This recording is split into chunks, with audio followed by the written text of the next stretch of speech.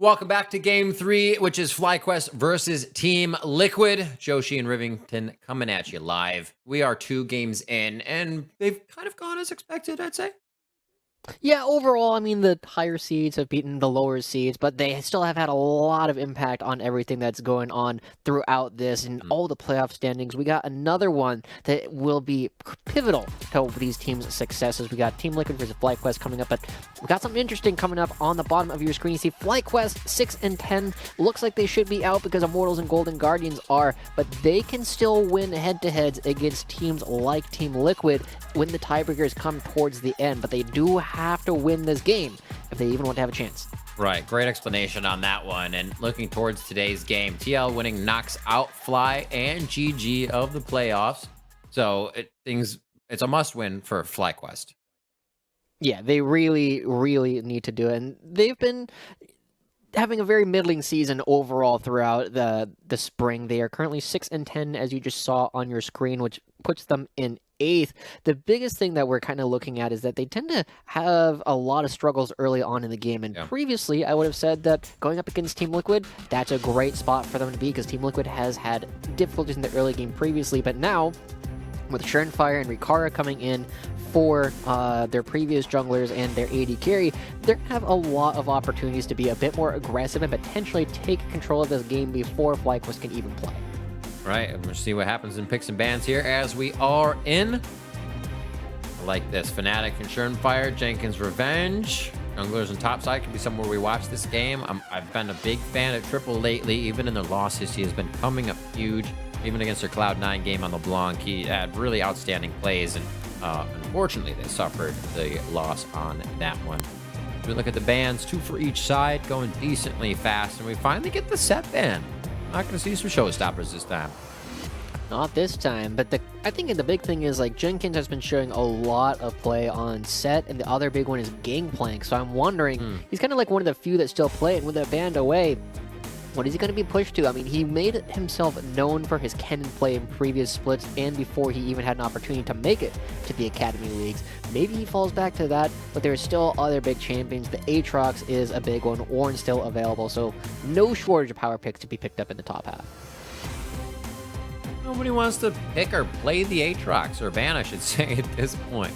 But yeah, you're right. The Gangplank, Derek is taken out. Senna as well, usually getting seen. So no junglers really attacked on this one. Our other games had quite a few in the beginning, or at least a few to start off. But if FLYA does get left up, it has been so long since we've seen him on the Rift. We'll see what they can put around him, so MASH can carry. Yeah, it's definitely going to be a big one. The big thing about MASH that he's done a fantastic job is he tends to be behind in farm and gold at 15 minutes, but he actually does a fantastic job at staying even or ahead in experience as an AD carry, which is something that can be a little bit tougher. You're looking for a lot of opportunities to make sure that you have your gold, but these levels on a character like Aphilos matter a lot because they're going to be giving you those extra stats every time you level up. And the Kai'Sa coming through, a little bit surprising with both the Vars and the Misfortune still available. Rikara looking for something entirely different. I remember he got a pentakill last week, right? Against Immortals. Yeah, he did. Mashed it, yeah. That was a pretty crazy. Oh, yeah. So we'll see what ends up going on. I mean, this is a pretty classic lane. The Kai'Sa plus Nautilus looking to get those stacks of plasma early on, but it does leave, we talked about a bunch of power picks available. Team Liquid not necessarily going for them. Instead, they want to play their style, and they're happy to let FlyQuest pick up all these strong characters. So Team Liquid, they're going to be a bit on the back foot in terms of just raw power that their composition brings. A lot of engage, a lot of aggression. More safety that can be used right here for FLYA. Definitely has a big team around him. And the Aurelia, once again today, will get locked in. Yasui does play a pretty mean Aurelia. Like you said, a lot of options with that bot lane already. So a well-rounded composition, I'd say, from both. With a little bit of an idea in mind. Protect that marksman so far. Yeah, I think I'm starting to see the idea of what Team Liquid is going for. Philos, one of these big AD carries that can do a lot of damage if left untouched. But they've already got a lot of backline access between the Kai'Sa and the Aurelia, so Madge is going to really have difficulty keeping himself alive, especially if Team Liquid want to go hard in that direction. There's no jungle. I mean, Gragas, the only jungler banned so far, so something like Olaf, who can just walk through all the crowd control that FlyQuest is looking to set up, could make Mash's life even more difficult. if it ends up getting through. There's the LeBlanc band away from triple. And a final from FlyQuest. What's a priority? Have you done your homework? And it is the Olaf. There it is. All right, so I'm kind of expecting something like the Jarvan to come out for Surenfire. He's played it a couple times. It gives a lot of setup to the rest of his team. Early power coming in for the ganking win. You know who else does that? Elise is also going to have a lot of backline access and some early power. So I'm really liking this, diversifying their damage. But they're going to be giving Jenkins a hard counter pick. He can choose to play the Irelia, but I wouldn't be surprised if he's got something a little bit more unusual prepared for us as we go into the last couple of picks. Still got to find a solo laner and a jungler for FlyQuest. Looking at Jenkins, the Gangplank set. That's just Gangplank and set all this second half of the split, which is actually pretty funny as we see a Pantheon getting locked in. But even going back behind that, it's Mord, Ornikaiser, yeah, Ornn, Mordekaiser, and Soraka, which we just won't talk about. Yeah, we didn't have that didn't at all. Didn't happen. But I do like this from FlyQuest. It's a little bit difficult to tell what they're doing so far. They pick another champion like, say, the Rumble that can flex between different lanes. Oh, instead, the Sejuani going to come through, and with multiple melee champions in the solo lanes, that makes those ganks even scarier because they're going to be able to get those extra stacks of the passive so you can find an early stun. Yep. FlyQuest not doing too much AP damage, so hopefully they can plow through this game pretty quick. Unless they just get mitigated out, so to speak. Oh, no. Liquid doesn't really have a true front line, so even if they build a little bit of armor, it might not be that important. The Aatrox's gonna come through, so there you go. You don't have anybody who's going to be really armor stacking That's right. on the side of Team Liquid. So the fact that they do a lot of physical damage might not come back and hurt them too badly, as Team Liquid going to be trying to find a lot of backline access for damage dealing carries. So Nash, again, has to keep himself very safe. Looking back through what Triple has played, he's obviously got a decent champion pool. Malzahar, Azir, Cassio, Lucian, Orianna, Syndra, but not a Pantheon. I actually don't think they've really run Pantheon on this team all that much just yet. So FlyQuest looking to run this in. Maybe they've been practicing with it. And this is what I said earlier, Joshi, is that the teams are starting to bring out a few unique picks that other players haven't played against. The only thing you're really going in with is that Triple is an aggressive guy, and Pantheon would pretty much suit his play style. So now, go ahead. Oh, I was just going to say, it is good. It's like one of those things that you often see picked into Irelia, kind of like Renekton that we saw as kind of the big counter picks. You just sit there and you just stat check Irelia over and over and over again, and Pantheon does something very similar. So I'm really liking this pick from Triple. It looks like it's prepared for something against the Irelia, and it gives you a lot of global pressure as well. It's like Twisted Fate, but doing a lot of physical damage. So if he can get everybody else ahead, if he can make sure that MASH is ahead of the curve in terms of damage, he might not need to be worried about where he's standing because he's making everybody else worried about their health bars. All right, Champion Select is complete. We're about to take that 5-minute break to preserve competitive integrity. Don't go anywhere. Don't touch that browser. We'll see you right back here after this to cast the game.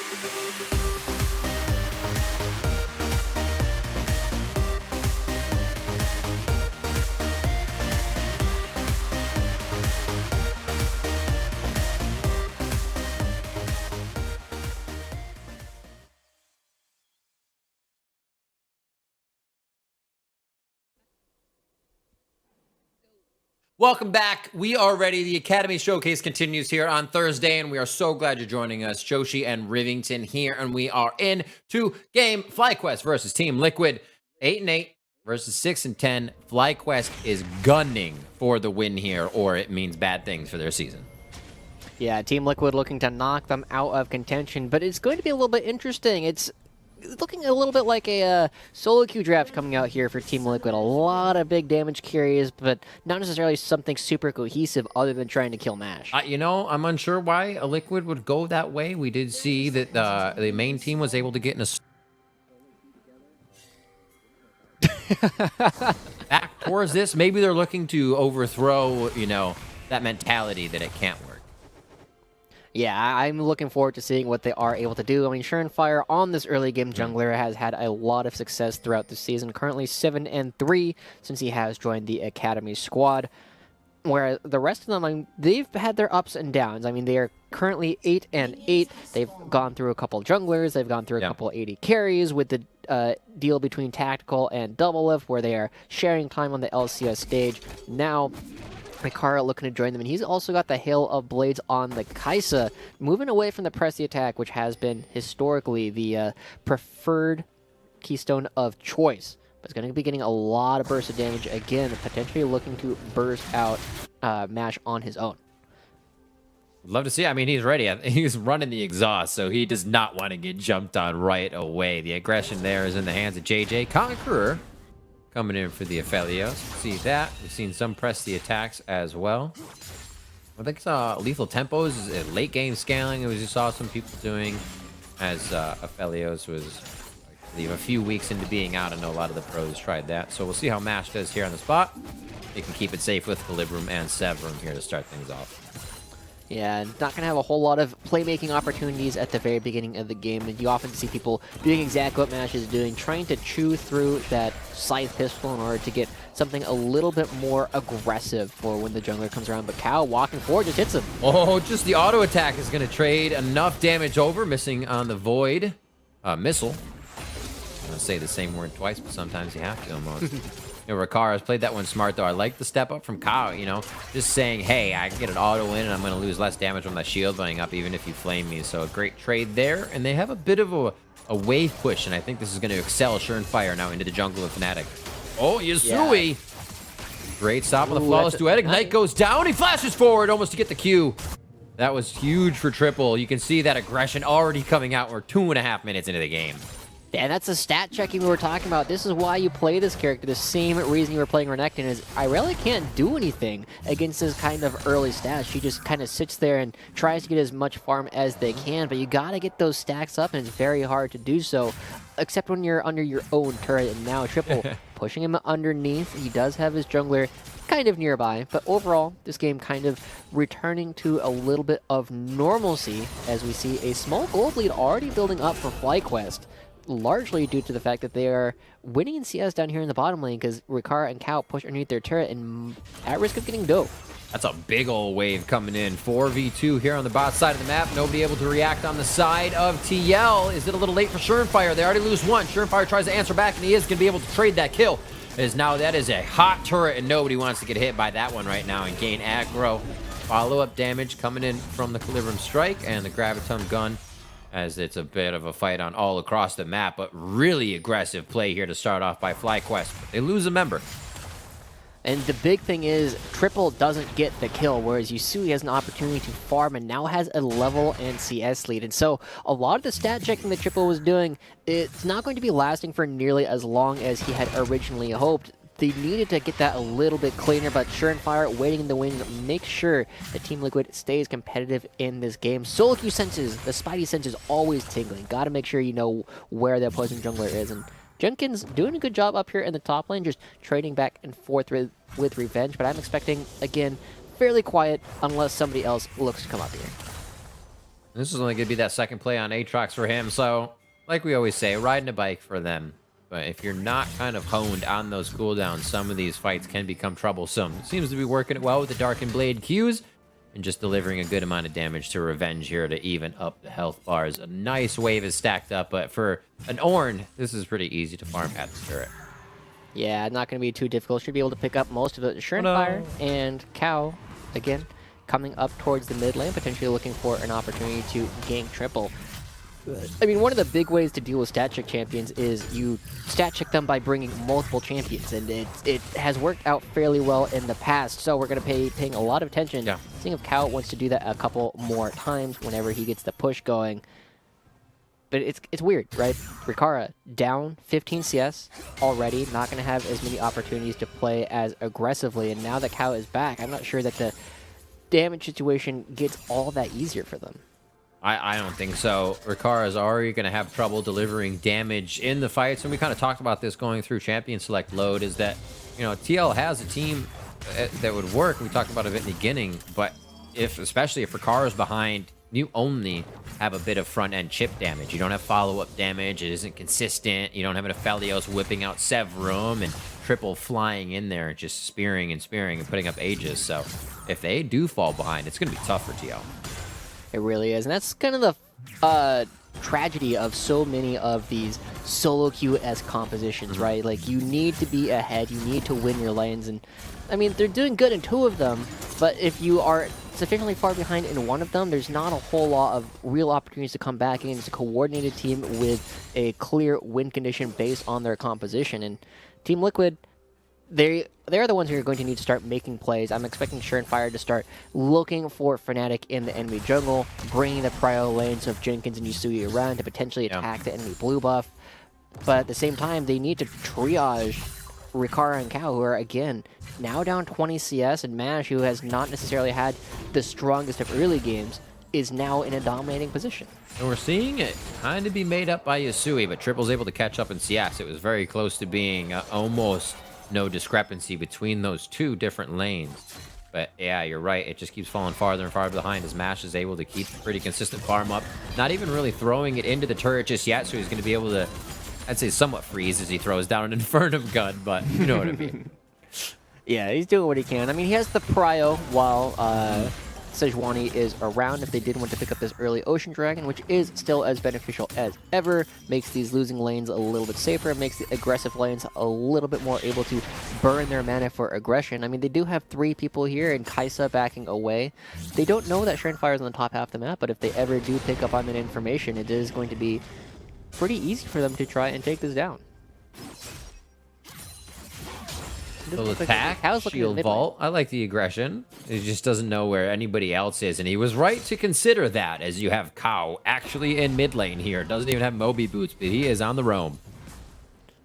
Yeah, Team Liquid moving up to the top side of the map. It looks like they are going to be the ones who are going to try and take down this Rift Herald, or potentially dive Revenge, who, I mean, I would say he hasn't backed yet. Normally against most top liners, that means they don't have items, but this is Ornn. He's going to be okay. He's got the double Ruby Crystals, and instead just going to be picking up this Rift Herald before anybody else can get there. But they ended up losing out a fair amount of CS on the bottom half of the map, and they might not even get this for free. Oh, they're here just in time. Ornhorn goes out. The smite goes through, and we're going to have to see who's able to get that one. The eye is down. The eye has not been picked up yet.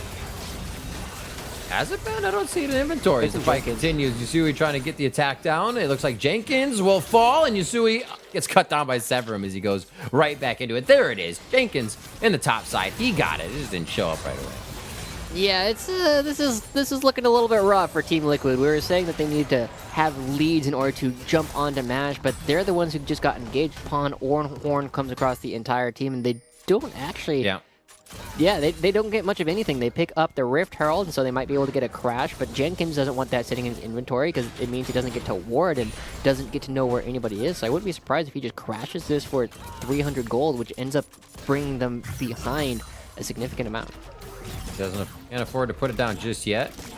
This is great CS for Mash to be picking up here, and you can see just how well this worked around their movement.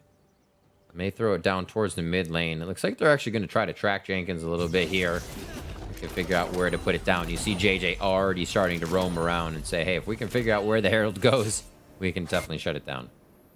Yeah, it looks like Jenkins is making the long trek across the entire map towards the top half. He doesn't have the teleport available, whereas Revenge does. So FlyQuest, once again, faster to the punch, are going to be the ones who are going to be hitting this Ocean Dragon. And Fire, I mean, he's around. Cow's around, but they are at best down a member and at best down an Ocean Dragon, as the Mountain's going to be the next one to spawn. JJ goes in and doesn't quite land a hook. Yeah, so very it doesn't close. get any worse for Team Liquid, but they are struggling as they are losing control of the map in the solo queue composition. Just doing solo queue things. Falls behind and doesn't have a lot of comeback. But that's when you rely on somebody going solo queue expert and playing amazing, or the other team completely throwing. That's true. That's true. There are still opportunities. I mean, they do have some big. They big real solo carries. queue. Big throws at Baron, have an opportunity to just randomly pick people out and suddenly just win the game because you just chain pick people over and over again. Yeah, I mean, they have win conditions, but it's easy for FlyQuest to deny a lot of them. And now Rikara, again, still pretty far behind. Probably not going for the Manamune build at this time because he hasn't even picked up the tier, but he's got a lot of components to try and do it. Throwing the Herald up top. He will get a bit of cash money off of that one, so this will be nice for him as he's already up CS on Revenge. They find Schernfire in the middle of the river. He could drop and go down at the same time. Oh my god, they actually get the kill. Yasui comes up big on that one. Schernfire's still alive! They're going to be able to take down Fnatic, but Revenge does get that follow-up kill with the Ornhorn as he's searing charges back to safety. That was close to Schernfire living.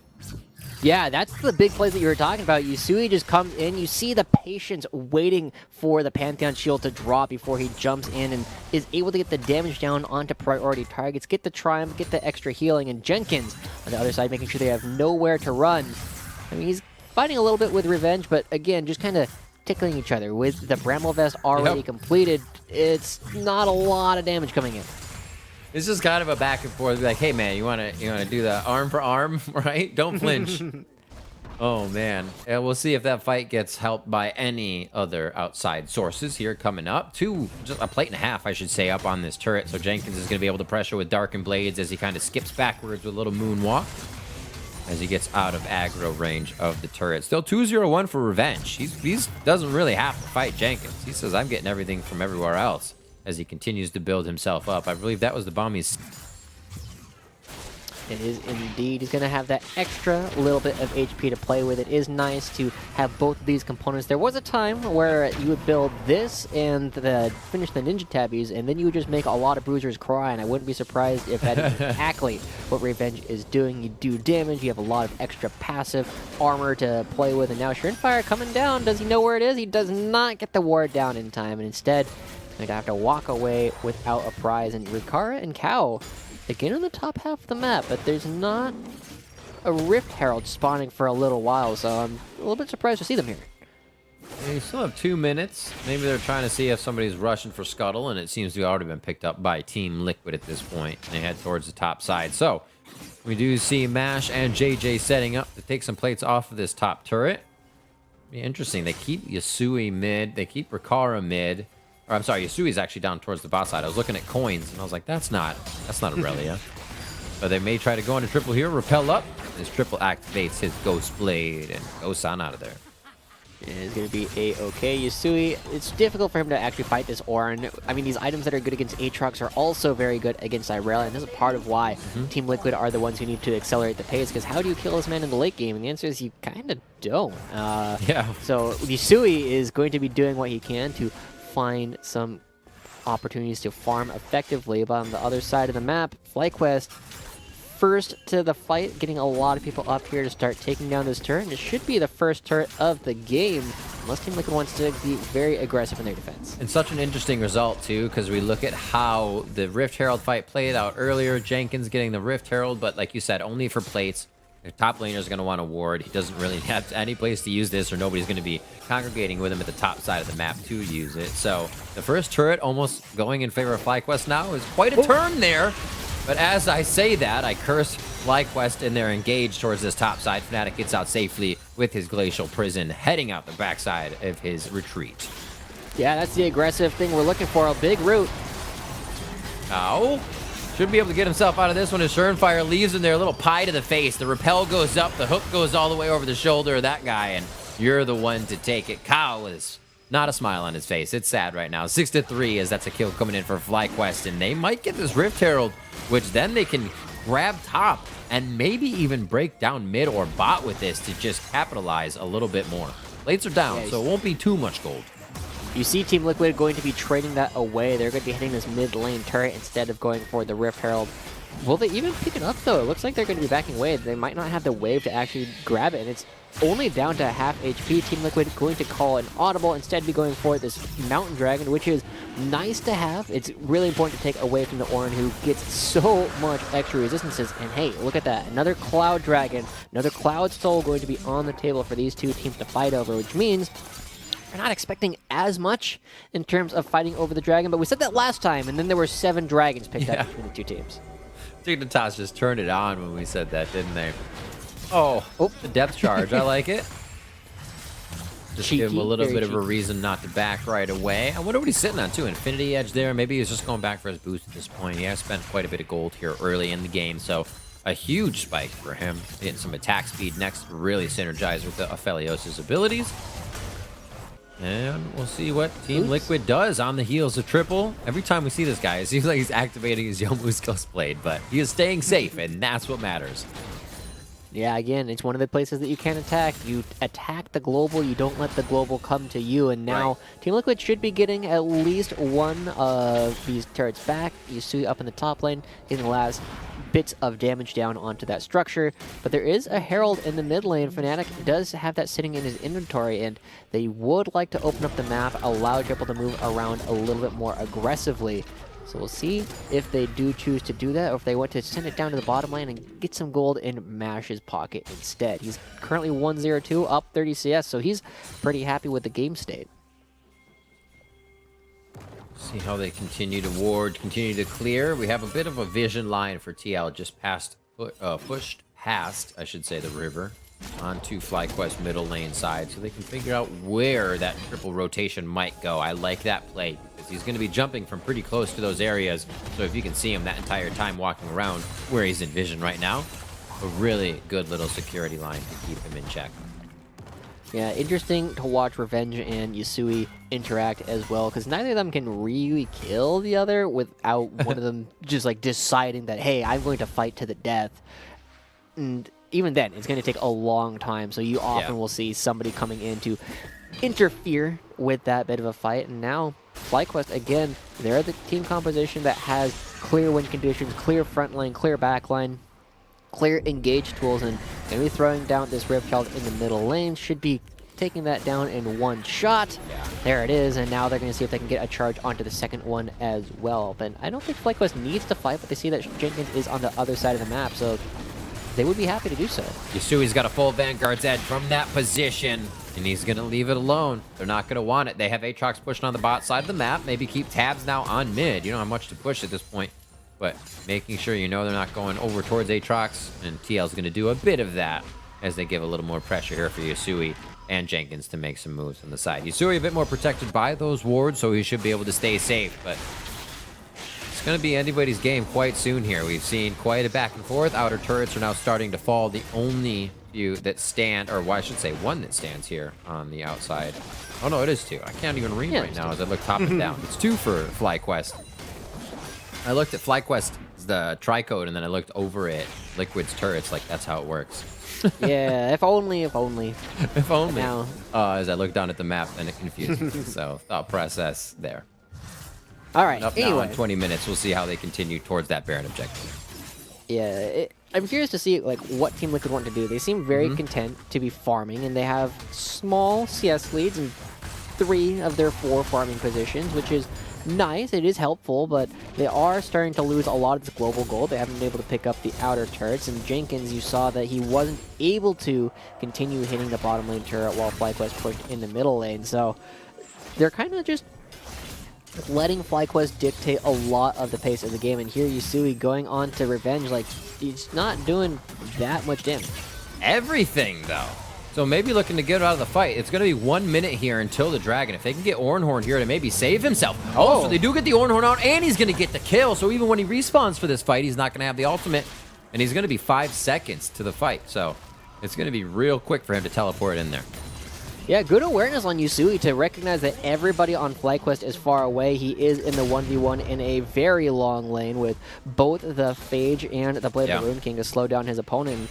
Not a whole lot that Revenge could actually do, but we saw, I mean, it takes him a long time to bring this guy down. So that tankiness is going to be coming to the front line here very soon, as next Dragon is going to be spawning in FlyQuest. Happy to pick that up for themselves. They do like the shorter cooldowns on both the Ore and the Sejuani, so they have a lot of control over when these fights actually start. But as you said, getting that Ornhorn out at the very beginning of the fight means that FlyQuest doesn't have that engage tool coming into the Dragon if they want to do it. What a big step, Yusui. You know, just knowing the champion, your Conqueror, you're stacking everything up. We made it look easy. We're like, oh yeah, Revenge will get away. He's like, no, I still have so much lane to work with. What are you talking about? Flash is still up. Did have to use Ignite to get that fight, though. And even with, it seems like they don't go for it. We expected Dragons not to be fought for, but maybe, you know, Yusui feels so comfortable saying, yeah, give him a Drake. Maybe we'll fight for a soul, but if we can get pressure back into the lanes and they try to fight me again, we can continue to push. And I actually believe that's the better map pressure.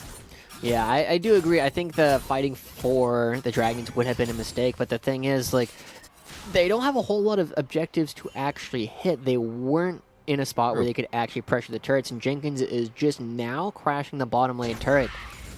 And he's not even going to get any auto attacks into it. Instead, he's just going to see that Revenge is there and back away, content with his 24 CS lead, and clean up a little bit of vision. And so the game, as it goes later and later, we all know how scary Mashy the Feelers can really be. Rikara on this Kaisa is far behind, is just sitting on a Manamune and parts of Ginsu's Rage Blade. And you touched on it previously, there's a lot of physical damage coming out from FlyQuest, but Team Liquid has a very similar problem, and they do have Revenge, who is going to be able to stack up a lot of armor, and you see how little damage he's taking from each individual swing of the Darkened Blade. And it's only going to get worse when Rikara can't do anything about it. Right, your point of TL not really having an armor building composition could backfire on them if they fall behind anymore here. Yusui looking good. That power in the mid lane. It seems like red side mid lane power has just been absurd today, right? We had Insanity last time. Ooh, two big crowd control skills going out there as JJ misses a hook and Glacial Prison. But yeah, Yusui now all the power onto him. The Aurelia can get around and cause chaos in the fight. We saw how long it took to take down Revenge. But does he have enough to just dive around and take down everybody before Revenge is the question. Mass just had to flash in mid lane. Gets himself into box. He's going to be safe there as Fire goes down, thinking that's all they needed to take down the marksman. Yeah, he tried. Fire ends up blowing up instead, and now with 5 men strong and no jungler on the side of Team Liquid, FlyQuest now looking to hit the Baron. And I'm expecting that this is hit the Baron and then turn on whoever comes to fight you, because you still have the Ornhorn available. You still have lots of damage because you didn't really use anything to actually do that. We see a teleport coming through from Jenkins, so the question is not when, or not if, but when Revenge looks to turn. JJ, the 3-man stopping crew. The Baron's going to be very, very close on this one. You're looking for Fnatic to get it, and he does offer the Sejuani. Baron goes down. That's a power play coming in for 3 minutes for the side of FlyQuest, and now it's going to be all over TL with their damage. Jenkins, the last one standing. Not enough Darkened Blades for everybody around him. Just a few for the peanut gallery, and Jenkins is going to go down eventually, too. He's doing a damned of a hell of a job here, keeping himself alive. A damned of a hell of a. If that's anything, Jenkins was just doing it on Aatrox. And Elise going to be pushing mid lane. All of that for a bit of a push here, but Baron going over to FlyQuest. Yeah, you saw it took them a little longer. I was expecting them to turn, but instead they committed to the objective, and it was, you know, it was a fight with a smite, and it was definitely in their favor, but now Fire caught out a little bit, trying to get anything back that he can, and look at Revenge. He's got a lot of damage, and there's another spider squashing, and FlyQuest, again, they are looking to close out this game pretty easily. They have the second Ornn item coming through as the Abyssal Mask is complete. He's going to start building items for all of his friends, and Mash, you saw that he's currently 2-1-4, so he hasn't had a whole lot of difficulty as long as he's not caught up inside the Baron Pit. He should be relatively free as Rikara. I don't know if you want to go there. Oh, especially towards the dead turret. If you try to put yourself even towards that, you have a big highway for anybody to hook you or get you caught up. Triple come flying in the Grand Starfall. Yasui is now just taking the utmost of damage, and it would have been followed up by Mash and the rest of the team. He's going to get out alive for now, but they only go to the fountain for solace at this point. 25 minutes on the clock, and I do not think that TL is going to be able to push back too hard on this. Towards the bot lane goes FlyQuest, as they'll stay for a little bit longer. And it's going to be 50 seconds on the next Cloud Drake. So even when they leave this instance, they'll have a bit more to pick up on the map and make sure they come back even stronger. Here we go. They're going to be picking up that bottom lane turret. Will they go for more? They do have a little bit of the Baron left, and oh, there they go. Dinner bell gets rung. Who's going to be the first one on the table? Oh, And it looks like it sure. might be Spider. Surenfire actually gets out of the lockdown. Searing charge forward. Revenge able to capitalize on that as the stopwatch goes down. He keeps himself alive for a moment and gets himself to safety with the Dark Passage. Nicely done by JJ to see the help in need of his top laner. It's going to be inhibitors going down now in TL's base as FlyQuest get out clean on that one. And like we said, have Drake to pick up.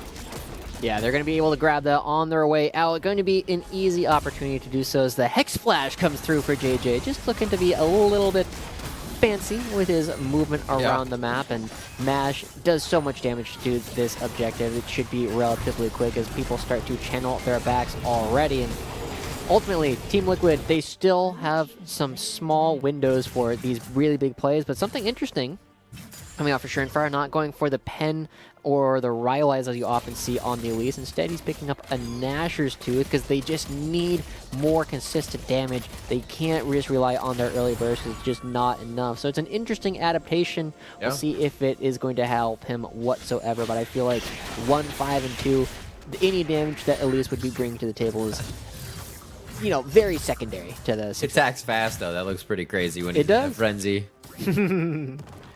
We'll see if we can get some good volatile Spiderling hops with that as well to apply more of their AP damage. One of the soul sources here. A little bit of help from Ricard, obviously.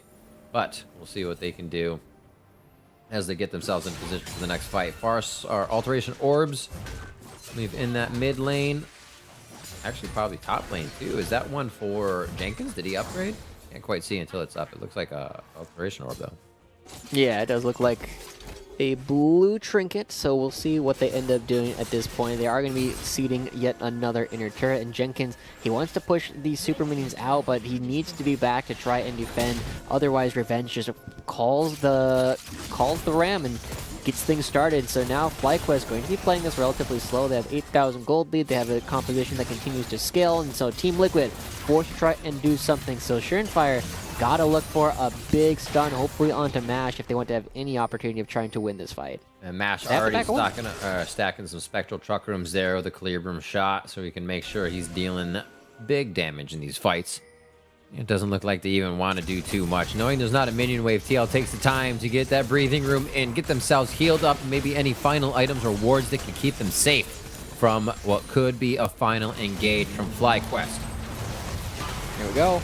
There's the ultimate with Grand Skyfall. They're going to go into the back line on Surenfire. They want him on immediately, knowing he can do a lot of damage with that crowd control and Spiderling. It's going to be next on to Cow as he falls, and it's just one after the other as TL cannot get the safety. Ricard could possibly go down, finds himself in the fountain, but it is going to be a spear. The Comet coming in from Triple to find that kill as Yasui falls down. Jenkins doing what he can. 5v1 in the base, but it's not going to be enough. FlyQuest are very much going to keep themselves in this with a much-needed win, and they're going to keep their eyes on playoffs as they take down Team Liquid. Yeah, Team Liquid a little bit disappointing, but they still have an opportunity to continue fighting. FlyQuest is in it, Team Liquid is in it, and with so many teams getting knocked down, Team Liquid still has an opportunity to really bring things home, but I was not impressed with their draft. Unfortunately, they made a couple of execution flubs, and their entire map just ended up falling apart against the coordinated coordinated play of FlyQuest, and if that's the story of it, FlyQuest could very well make it to the postseason and hopefully go far in the bracket. Absolutely. As well, bringing out the Pantheon for Triple, showing that he can do so much more in the mid lane as he has been such a pivotal player for this team. And it came out strong across the board. We didn't see too much towards the top lane. A lot was focused bot this game. And even with our Clouds, I'd say we got the fighting we expected, not around Cloud Drake this time. Both teams wanted to get in there.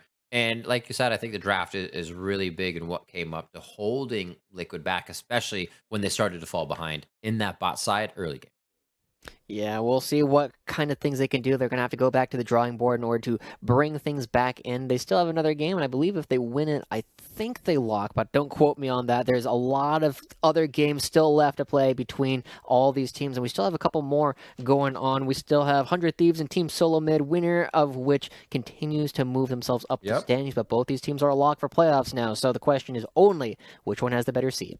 I'm excited to find out. So we're going to take a quick break right now, but when we return, TSM is looking to take down 100 Thieves. Don't touch that browser.